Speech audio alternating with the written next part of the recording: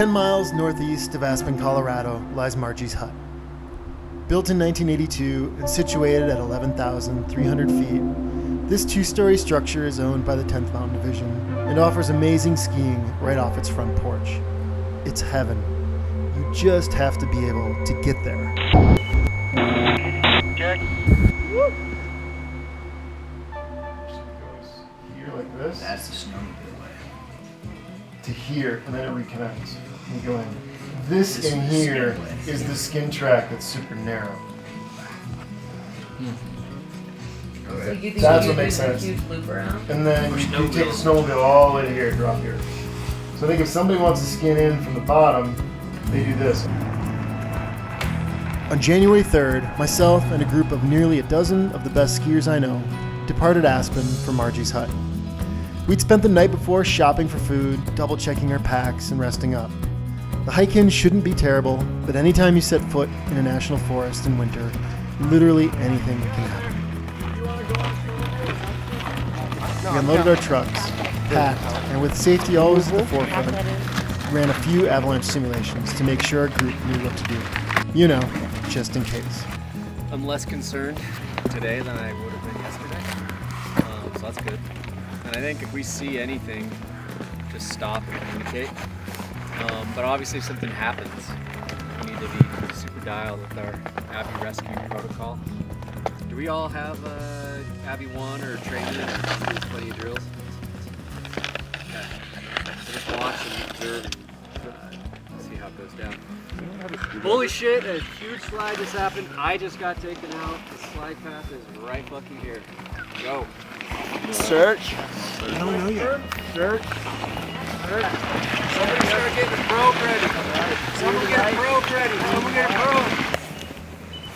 All right, let's get 3 shovels out to the side.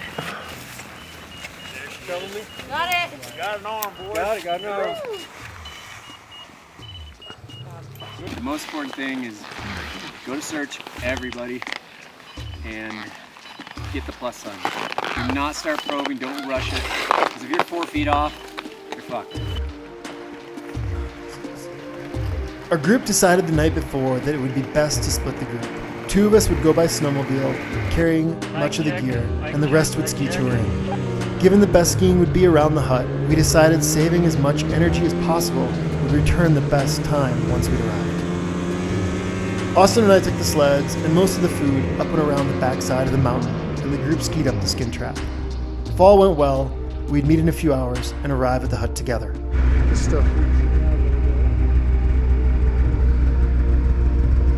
Wait for Austin. Get out of here fast.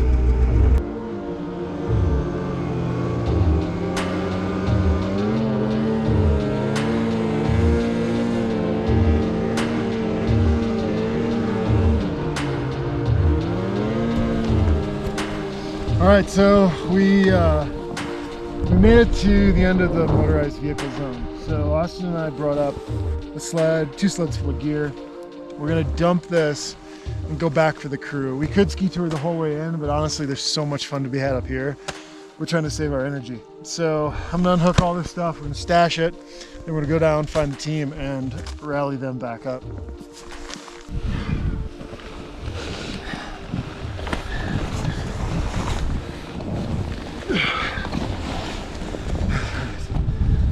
Okay, we'll get together, guys.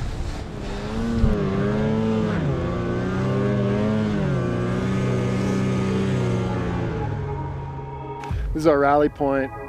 The trail's right here. Are you guys cutting trail down there? Yeah, we shouldn't be too close. 10-4. We're waiting for those guys here, and then we're going to rally the rest of the way up to the hut. We've got about 3/4 of a mile where we can't use the sleds. So our plan worked. I think the big thing with these things is like planning, mapping, having communication. As you can see, I'm still in contact with Julian. There's just so many things that can go wrong. We got lost twice up here, and we had everything on maps. So if we didn't have it mapped out, we'd probably still be looking for a way, but being efficient, being fast, it's the way to go. So we're gonna have some fun. We've got a path into the hut, got all our food, got all our beer. It's gonna be awesome.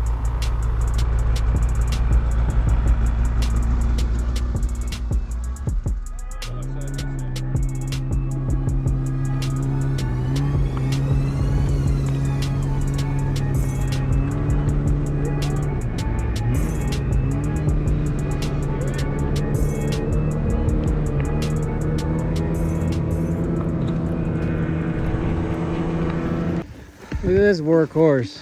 Getting it. Yeah, buddy. Looks like it'll work. Look at this guy. Hell yeah! Made it to the hut. Made it to the hut. Made it to the hut.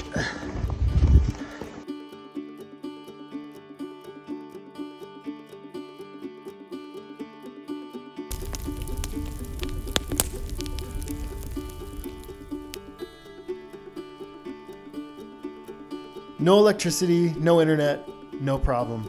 Our time was divided up between unpacking, cooking, reliving the day, and talking about what tomorrow would bring. The snow outside of the hut was bottomless with more in the forecast. These are the days we all hoped for, and we were finally going to get to experience it. Over the next 36 hours, we'd ski, flip, drink, eat, and live. Oh yeah, that's gonna melt right through. Careful, don't go too far. You will go deep.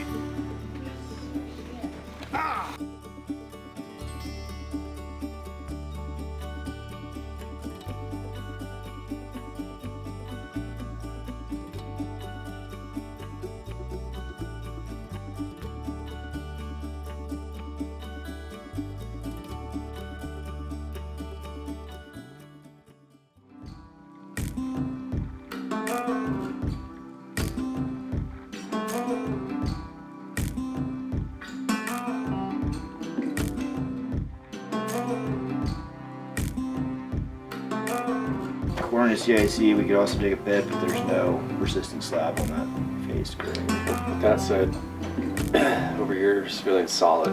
So maybe if we do ski Yeckles, we do that face. Yeah. So we don't fuck with that. But all this is probably like 25. Just to get you right there, right there, right there.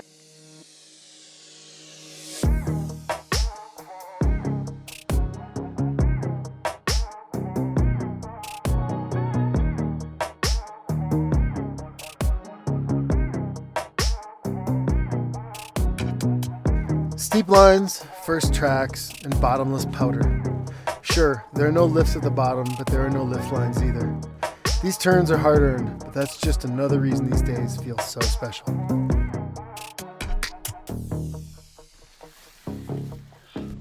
What's it look like? Right. Should I go or you go? Right, I'll follow you.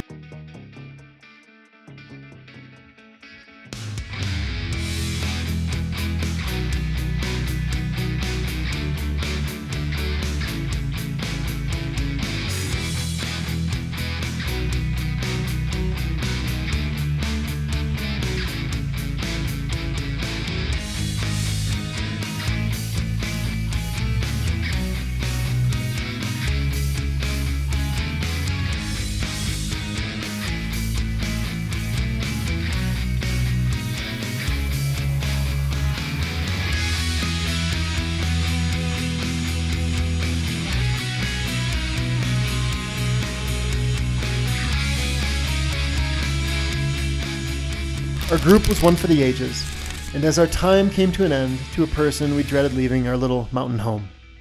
Our time was short, but our memories would last a lifetime.